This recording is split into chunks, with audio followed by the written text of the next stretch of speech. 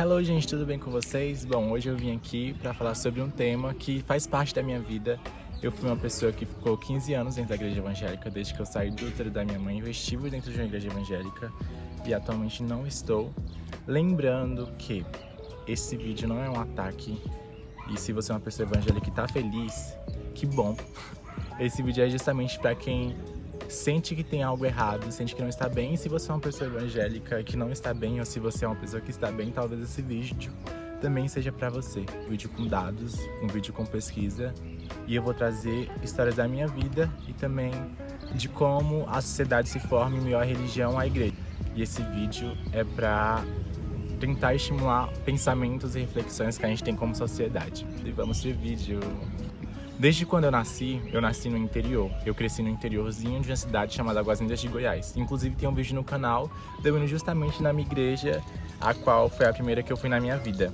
E justamente por crescer no interior, quando você cresce no interiorzinho, um interior de cidade que está querendo se formar grande, ou uma periferia, uma cidade que está à margem do centro da cidade, você não tem muito acesso à cultura. O único lugar e espaço que você tem para criar uma comunidade é a igreja. E quando a gente está nesses ambientes, interior, cidade, periferia, a igreja predomina. É o único espaço cultural que você pode ir para reconhecer outras pessoas, para se permitir como pessoa. Quando eu era da igreja, eu não questionava as coisas, eu apenas replicava o que eu via e o que as pessoas falavam de mim.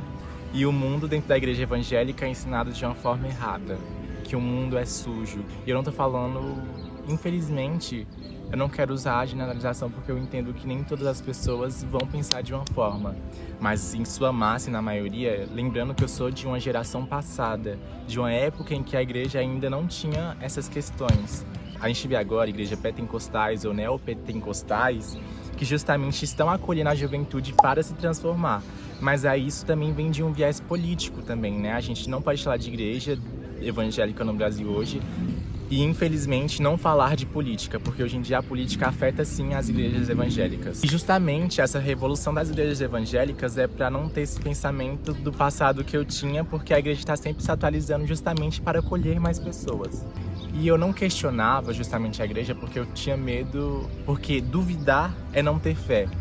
Questionar é o medo de ir pro inferno, porque a igreja te faz acreditar tão ceticamente naquilo que pra você é só aquilo. Se você errar, se você questionar, você vai ao inferno, e o inferno é ruim. Infelizmente eu olho pra essas palavras e isso pode ser só algo falado, mas minha mente era aquilo. Era literalmente, eu sei que eu vou pro inferno se eu questionar.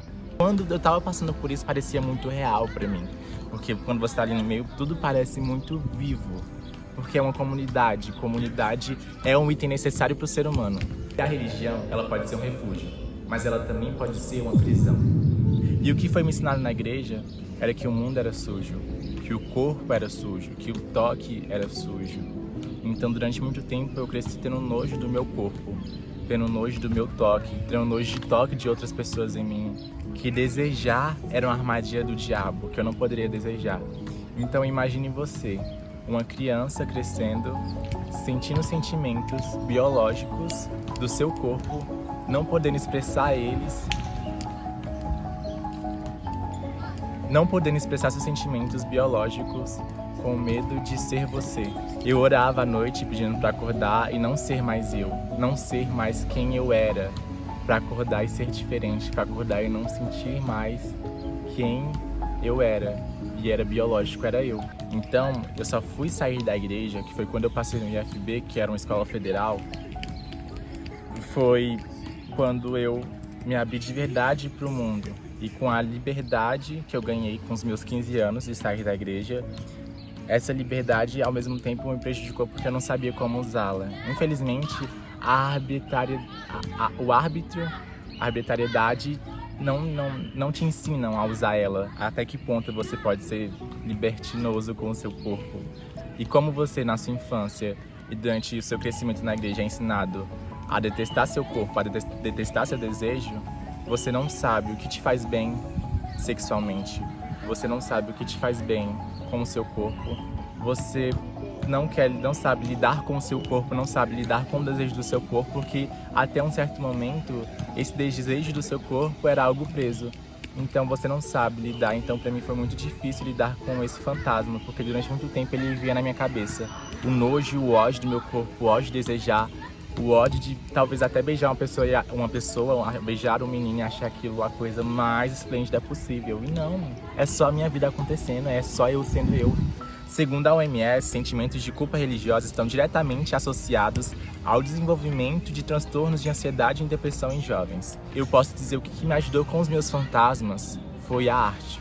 A arte me salvou muitas vezes. E eu não falo com 15 anos, porque não foi aos 15 anos que eu entrei na arte, eu já convivia com arte na igreja. Eu posso dizer que a arte me salvou em muitos momentos dentro da igreja. Eu atuava na igreja, eu dançava na igreja, eu congregava na igreja, eu tinha comunidade.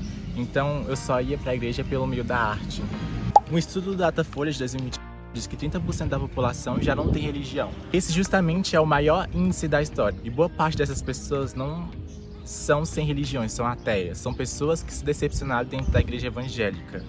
Ou seja, é um problema do sistema dentro da igreja.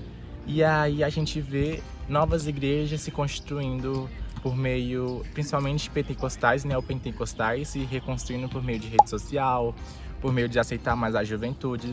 Só que a palavra ainda é a mesma, a condenação ainda é a mesma.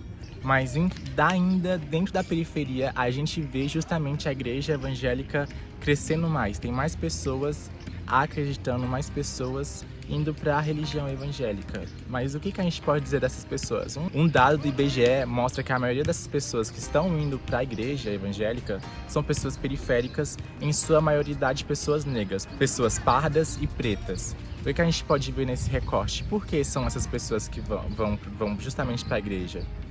E aí eu falo da minha experiência aqui. Perto da minha casa tem o Cio das Artes. Ele é um centro cultural que você pode ser quem você quiser, que você pode expressar a sua arte. Estar dentro desse meio é o que me permite conversar com outras pessoas, porque quando eu não tenho acesso a outro tipo de pessoas, aí que entra o problema, porque meio que eu me excluo da sociedade. E qual é o problema? Porque o Estado não investe em centros culturais dentro das periferias. Porque tem mais investimento na igreja, porque tem os impostos não sendo cobrados da igreja e de outros ambientes sim, sabe? É muitas dúvidas. Mas a gente precisa entender que a sociedade se forma. E para a sociedade se formar depende de políticas, religiões formam pessoas. O Brasil é uma pessoa que depende muito. Infelizmente eu não posso trazer esse vídeo sem tocar na política.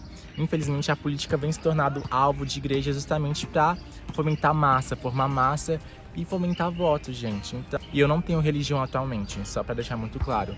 Eu convivo com várias pessoas de várias religiões, mas eu não tenho religião porque eu me machuquei muito dentro de uma religião e eu me sinto bem confortável não tendo uma religião. Como foi minha libertação? Como foi sair da igreja? Foi muito difícil para mim, porque eu tinha uma cabeça e eu perdi uma parte de mim, eu perdi meus amigos, eu perdi minha comunidade.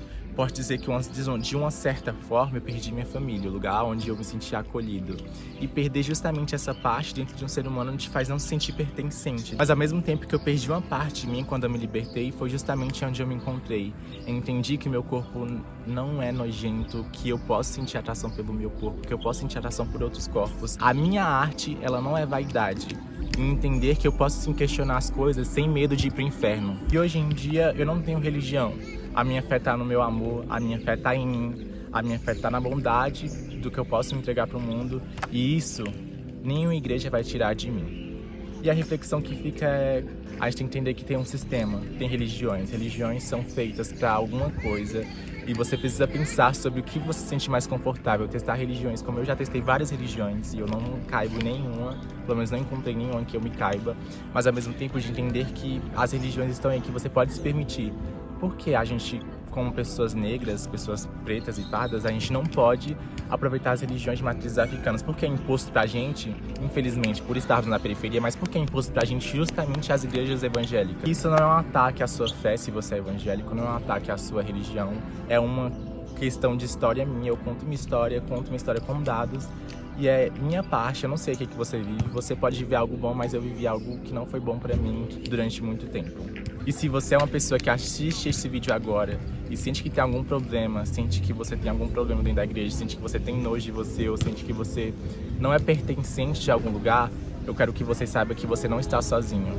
Tem outras pessoas que você pode se comunicar, tem outros caminhos, você pode se libertar disso e que você merece ser você mesmo, você merece se auto-amar, você merece ter sua liberdade, você merece ser você. E ser você não é um pecado. Então não tenha medo de ser você por causa de uma religião. E se algo não te cabe, é porque aquilo não te merece. Isso significa que você merece muito mais.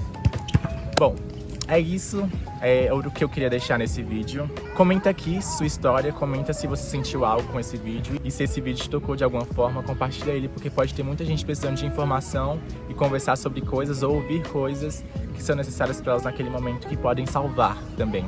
Comenta, compartilha, muito grato. É isso, tchau!